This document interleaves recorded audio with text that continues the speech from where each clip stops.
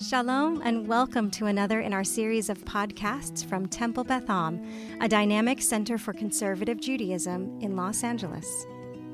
This is a recording of a Shabbat learning session by TBA Rabbinic Intern Yael Aranoff.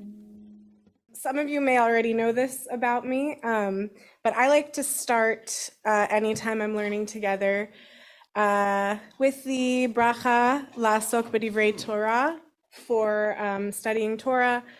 I think, it's helpful, even while we're amidst all of our tefillot, that we just, as we're about to turn to our sources, that we just ground ourselves, reminding ourselves why we do what we do when we gather together and learn Torah. I like to sing it. So I'm going to start on 999s, and feel free to join in whenever you're comfortable. 99999 99999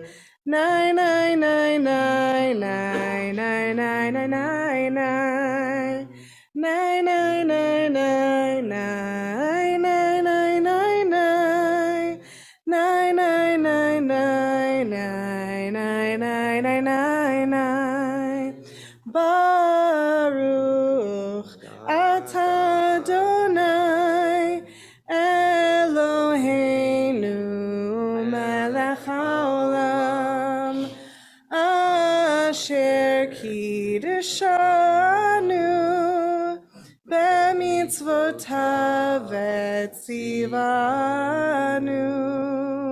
la'asok b'divrei Torah la'asok b'divrei Torah hafoch ba vehafoch ba la'asok b'divrei Torah yai nai nai nai nai yai nai nai nai yai nai nai nai nai nai nai nai nai.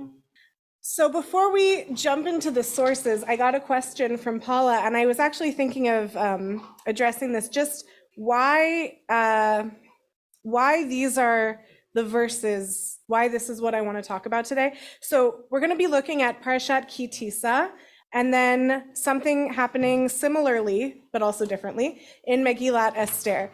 Now, fun fact about Parashat Tisa, while it was my bat mitzvah parsha, and it was also Rabbi Rebecca Schatz's bat mitzvah parsha. And it was when we had our bat mitzvahs, it was Tisa para. But there's just so much going on in Parashat Tisa, just like there is so much going on in Megillat Esther. And I think there's some hard parts that happen in both of them that I think when I was growing up, especially, kind of got glossed over. And this week, this just really stuck out to me because we're reading Tisa the same week that we are going to be celebrating Purim, which, as we were just discussing, is already on Monday night and Tuesday, which seems really quick that we arrived at Purim. And there's a lot of difficult parts in Tisa and Megillat Esther, and this one stuck out to me because it was in a moment of difficulty that two of our ancestors were really looking for resiliency and fighting for the survival of our people. So I want to look at something that Moshe does and something that Esther does. Now, of course, they're in completely different contexts. Moshe is fighting for the survival of our people in conversation with God, versus Esther, who's fighting for the survival of our people in conversation with Achashverosh, and Haman is also there too. So it's definitely different kinds of conversations, but it's similar in that both Moshe and Esther are fighting for our people. So I first just want to frame what's happening in Tisa when Moshe is pleading with God for our survival. So we're at the point in Tisa where Moshe has been up on Mount Sinai, up on Har Sinai, getting the law from God. And as you may be familiar with, we, the people of Israel, are down below. We've asked Aaron, to build us the golden calf. We are worshiping the golden calf. And God knows what's going on. Moshe doesn't exactly know what's going on, but Moshe knows that God is really angry with the people And God says to Moshe, okay, your people, Moshe, have really crossed the line this time. And what I'm going to do is I'm going to destroy your people that you brought out of Egypt, and we're going to restart the people with you. I didn't add that on the sheet, but I think that's, really, and this is also where God gives us, this is a phrase God gives us that I sometimes like to maybe embrace a little too much, Am Kshe Oref, that we're stiff-necked people, because this is really in a moment of anger that God says this about the people of Israel. And so God says, okay, Moshe, I'm going to destroy them, and I'm going to make of you a great nation. And this is when Moshe comes in and says to God, hold on, let's talk about this for a second. So is someone willing to read the English of Exodus 32, 11 to 13? And again, as usual, if you're comfortable using the mic, use the mic. And we also understand if you're not and respect that. If you're comfortable though, can someone pass the mic down so we can hear Exodus 32, 11 to 13? Thanks. But Moshe implored God, saying, let not your anger, Hashem, blaze forth against your people, whom you delivered from the land of Egypt with great power and with a mighty hand. Let not the Egyptians say, it was with evil intent they delivered them, only to kill them off from the mountains and annihilate them from the face of the earth. Turn from your blazing anger and renounce the plan to punish your people. Remember that your servants, Abraham, Isaac, and Israel, how you swore to them by yourself and said to them, I will make your offspring as numerous as the stars of heaven, and I will give to your offspring this whole land of which I spoke to possess forever. Thank you. So we're going to hold that plea that Moshe makes to God as we turn the page. And let's all stay on the same pages together, because when we turn to the commentary, they're going to start unpacking certain things. So let's just stay on the page with Esther and the picture of Moshe pleading with God somewhere up there. So now we enter into the Esther story, Esther 7, verses 3 to 4. And this is the feast where Esther is revealing to Ahasuerus, first of all, that she's a Jew, and also that her people, as Ahasuerus knows, her people, the Jewish people are, there's a plan to destroy them. And she is pleading with Ahasuerus to change that decree, or at the very least, she's letting him know what Haman has planned to do is going to affect me and my people. So is someone else willing to read in English verses Esther 7, verses 3 and 4? Does anyone want to read those verses? Book of Esther, chapter 7, verses 3 to 4. Queen Esther replied, if your majesty will do me the favor, and if it pleases your majesty, let my life be granted me as my wish, and my people as my request. For we have been sold, my people and I, to be destroyed, massacred, and exterminated. Had we only been sold as bondmen and bondwomen, I would have kept silent, for the adversary is not worthy of the king's trouble. Thank you. So, of course, as I've noted, the context of these pleas for our people are very different, but I'm curious if you see in the tactics that Moshe uses and that Esther uses to fight for the survival of the people, what tactics are they using? Do you see similarities? Do you see differences? What are your reactions? And again, just to address Paula's question about why was I drawn to this, I think one of the things I was wondering is why, what is there a deeper meaning we can get from Ki Tisa being the week of Purim and what's going on with Moshe and Esther in these moments? So are there any thoughts, or if you want to take a little moment or two to think about how we can compare these two pleas for the people of Israel or the Jewish people? Oh yeah, are you comfortable taking the mic? Negotiation tactic. Are you comfortable taking the mic?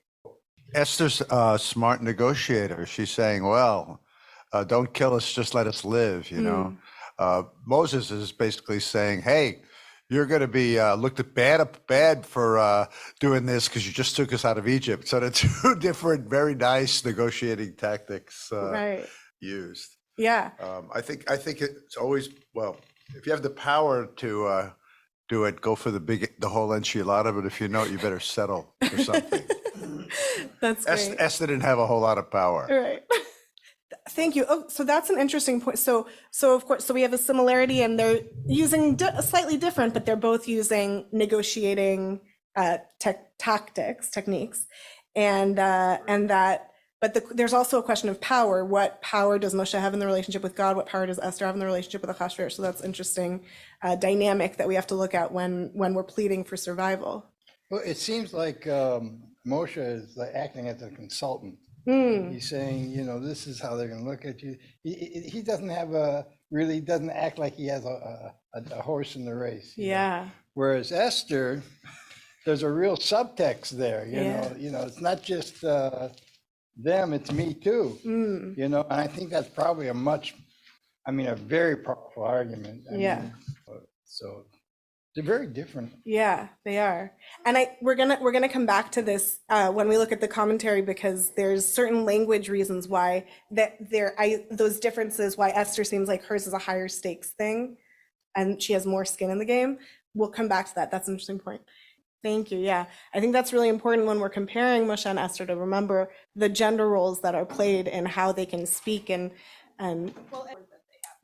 right, exactly. Yeah, really cool. Yeah. Yeah. Right. Right. Moses, it's God's people.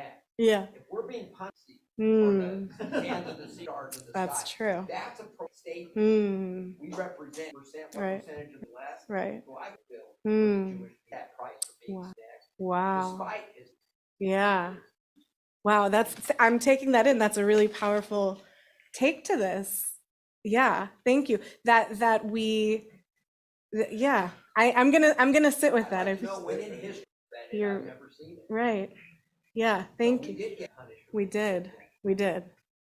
I'm gonna sit with that. I think that's a interesting theological question of we talk about retribution theology. So is this a continuation of a punishment? God's time. Okay. Get it, but Right. we are to say as they do, like the sands of the sky, prophetic at best. Enact as an argument. You're probably. I'm gonna sit with this for a while, because I think both.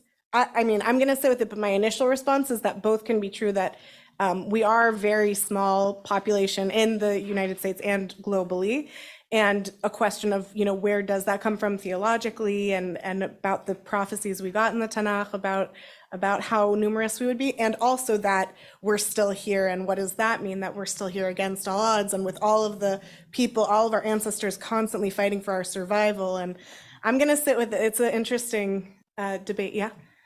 Like, how did he know this? Time being raised as Right. right? Like, That's a really good question. How does Moshe know? when? What did you say? Oh, he'd been standing at Sinai. He knew from Sinai. Yeah, that's a good question. I'm curious what commentators think. I think just in general, right. Yeah. Well, it says Right. that like Moses, I'd prefer not to actually speak about that. No, it said that most people see the face of God. If they see the face of God, then they die, right? Right. Like Moses was like the one who that didn't happen to. So there's something. I'm just saying there's something. Yeah. Maybe there's something different about Yeah. Moshe. He has this innate divinity, this innate kind of non-humanliness. Oh, interesting. Yeah. And so That- we're talking about that he just had this wisdom. yeah, He just Moshe's wisdom and prophetic ability. Yeah. knew. Yeah. Thank you. Joey, you had something too? No, you're fine. Do- No. Do you want the mic? And this will be our last comment in the room, and then if anyone on Zoom has a comment, we'll take that, and then we'll move on to the commentary. It's not so much about the tactics, about Yeah. what prompted them. Yeah. Well, I think the golden calf was a worse thing, because it was it's like the Jews just wanted something visible to them that they wanted to worship, and that's blasphemy. Whereas in the story of Esther, we were under threat of being wiped out by Haman. So that's why I think those are different in that way too, not just the tactics. Right. The circumstances are really important in Right. looking at both of our ancestors fight for our survival. That the Haman thing came externally, and there was, to our mind, like we would say, potentially we would say there's no good reason. The reason Haman gave was that Mordecai wouldn't bow to him. And so if Mordecai is bad, all Jew, like bad to Haman's understanding, then all Jews must be. So it's a totally different thing than do we have any accountability in the Ki Tisa situation. So yeah, I think that's an important thing to consider. Does anyone on Zoom want to share anything at this point in terms of looking at what Moshe and Esther did in pleading for our survival? Okay, so we're going to turn the page over to two commentaries that I've put in conversation with each other, even if they weren't actually. Of course, Rashi coming before Malbim wouldn't know what Malbim would say, but Malbim most probably knew what Rashi said, but they're in different, addressing, again, Parashat Ki Tisa and Megillat Esther. So would somebody like to read what Malbim said? We are, I think it was actually brought up in our discussion about how Moshe is referring to the people of Israel as your people to God, whereas Esther is referring to the Jewish people as my people. By the way, I don't think I mentioned this yet, about when I talk about, you may be familiar with this, when I talk about the context of Ki Tisa, I talk about the people of Israel, Bnei Yisrael, because that was how we were called in the Tanakh, and that, or in the Torah. And then when we get to Megillat Esther, we shift a little bit in the language, because this is like a fun fact that might, you might get at some Jewish trivia game sometime if you play Jewish trivia, that Mordecai is the first person to be called the Jew. So when we get to Megillat Esther, we talk about the Jewish people. So does someone want to read what Malbim has to say about Moshe calling the people of Israel your people to God? Thank you. Against your people, God had said, your people have become corrupt, referring to the mixed multitude whom Moshe took out of Egypt on his own authority. Moshe replied, if only my people have sinned, why are you angry at your people? Thank you. Yeah. So Malbim is pointing out how Moshe is trying to turn it. I sometimes think of this when I look at these verses where God says to Moshe, hurry down for your, so this is God speaking to Moshe on Exodus 32:7. Hurry down for your people whom you brought out of the land of Egypt have acted basely. And then Moshe turns it around and says, let not your anger, Adonai, blaze forth against your people whom you delivered from the land of Egypt. When I look at that back and forth between God and Moshe, I sometimes think of, I'm not a parent myself, but when parents have a child that's misbehaving and one parent will say to the other, well, do you know what your son did? And then the other one says, no, your son. So that's what it makes me think of a little. Okay, so that's Malbim's explanation. And before we discuss a little bit, I want us to look at Rashi's explanation for Esther saying my people. So does someone else want to read Rashi's explanation? Oh, you want me to do it? Okay, thank you. Okay, and my people shall be given me in my request that they should not be slain. Now, if you ask, what does it concern you? My answer is, for how can I bear to see the disaster which will befall my people? And how can I bear to see the destruction of my kindred? Thank you.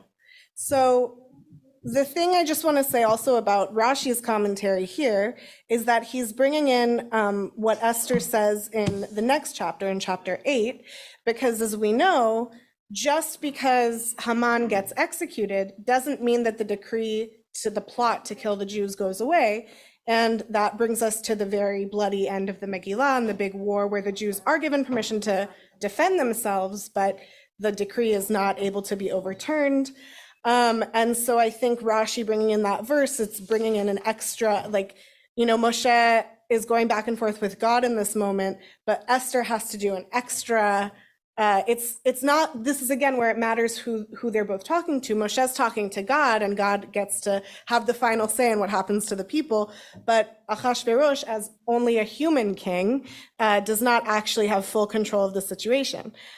So what I wanted to discuss with these commentaries is I'm curious if you agree with the commentators' understandings of why Moshe would refer to the people of Israel as your people and Esther would refer to the Jewish people as my people. There are obviously the obvious contextual reasons that we discussed earlier, maybe not so obvious, but that we discussed earlier.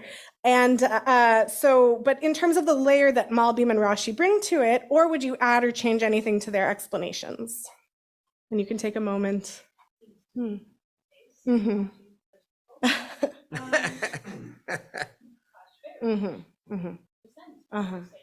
Yeah.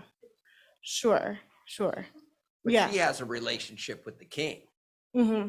you see. So if you don't want me to be upset, and if you don't want me to be mourning, yes, you better do something for my people. Right. I mean, that's really what's going on. Yeah, right. Are there any other thoughts on how the commentators take it, whether they extra complicate it or whether they made you have another thought as to the thing I'll just share that I was thinking about was I think Esther can't really say to Ahasuerus, your people, that wouldn't make sense. But is there, like, I brought up the parent analogy, but are there other reasons why Moshe might be reminding God, these are your people, in terms of the negotiation strategy or power dynamics, any of those things we were talking about earlier?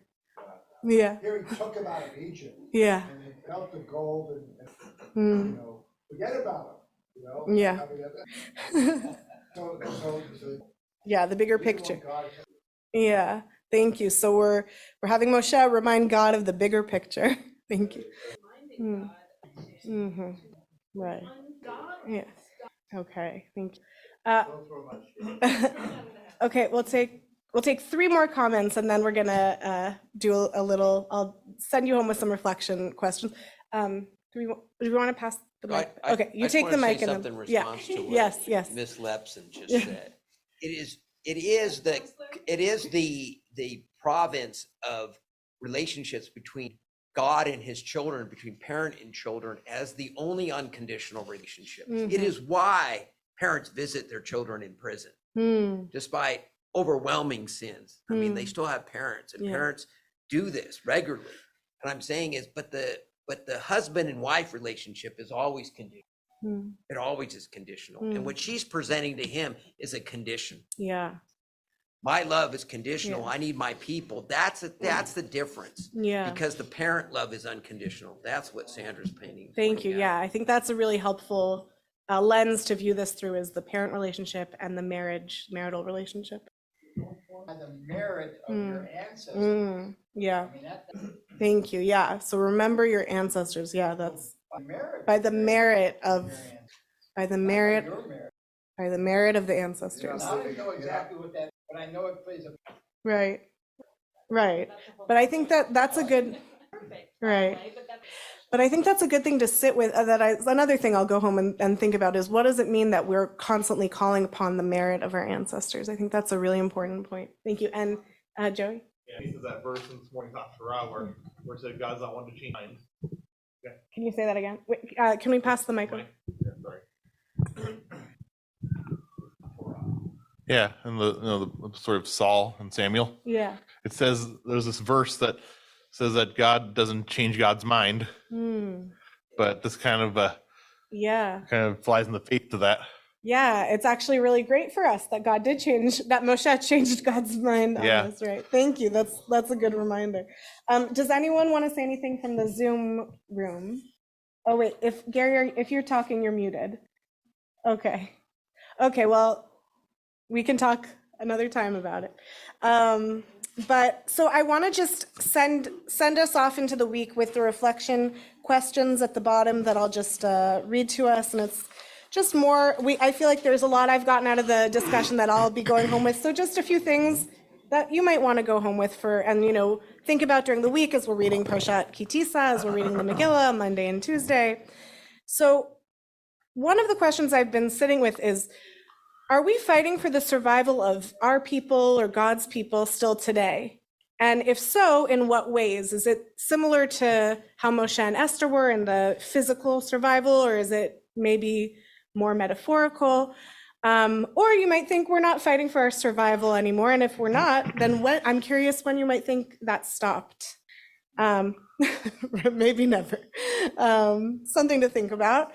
Another question I'm going to be reflecting on is whether you might use Moshe's tactics, Esther's tactics, a combination or neither, in fighting for the survival of our people. Whether it would depend on external circumstances, like we were talking about the context of both of their fights for survival? Would it depend on your internal relationship with Judaism, with God? Maybe it would depend on something else. And within the context of fighting for survival, would you claim the Jewish people as my people? If only sometimes you would make this claim, when would you claim our people as my people, and when would you not? Would there be strategic reasons not to? And what about outside of the context of fighting for survival, just, the claiming of the people as my people or God's people or Am Kshe Oref, anyway.